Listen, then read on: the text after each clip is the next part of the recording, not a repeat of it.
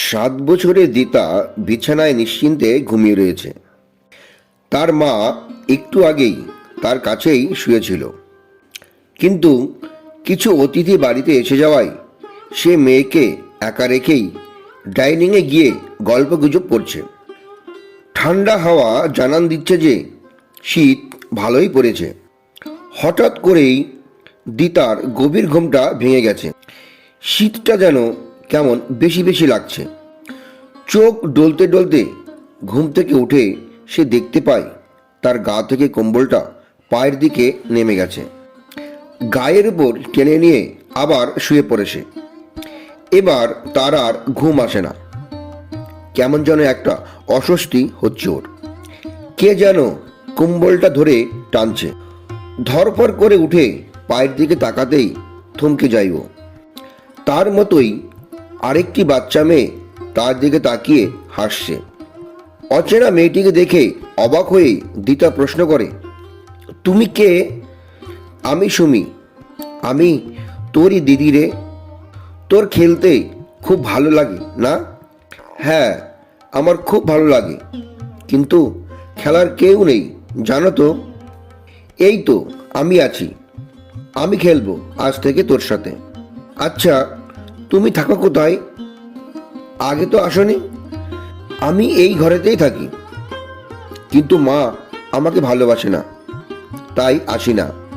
কেন? মা তো আমাকে কত ভালোবাসে, কত আদর করে, এত চকলেট আনে। জানি না, আমাকে শুধু বকে, মারে। তুমি কেঁদো না দিদি, আমি তোমাকে ভালোবাসবো।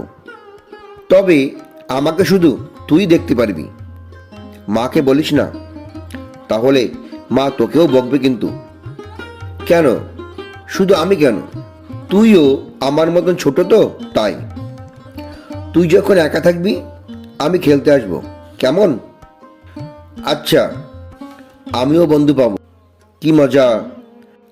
কিন্তু একটা শর্ত আছে। কি শর্ত? তুই এই আমার সাথে খেলার কথা কাউকে বলতে পারবি না।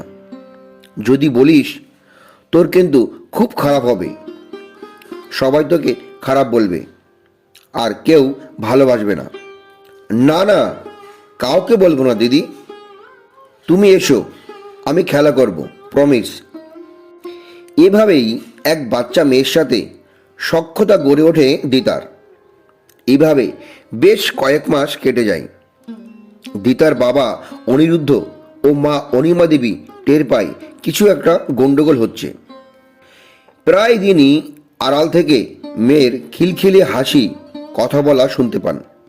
ছোট মেয়ের মন গড়া খেলার ধরন মনে করে প্রথম দিকে এড়িয়ে গেলেও সেদিন তাদের ভুল ভাঙে যেদিন তারা ঘরের জানলা দিয়ে দিতাকে এক অদৃশ্য কারোর সাথে খেলা করতে দেখে।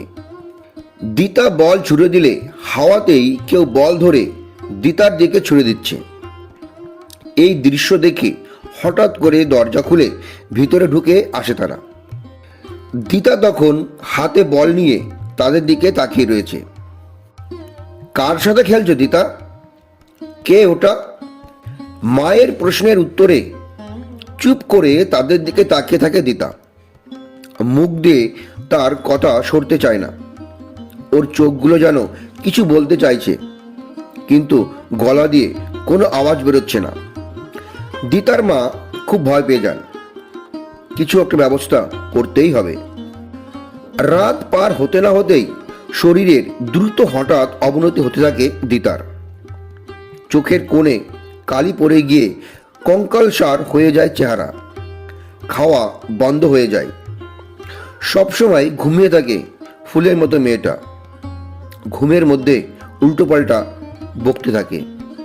কারোর সাথে যেন তর্কাতর্কি চলছে ক্রমাগত ঘুমের ঘোরে। দিতা যেন বোঝানোর চেষ্টা করছে কাউকে যে সে কিছু একটা জানাতে চায়নি।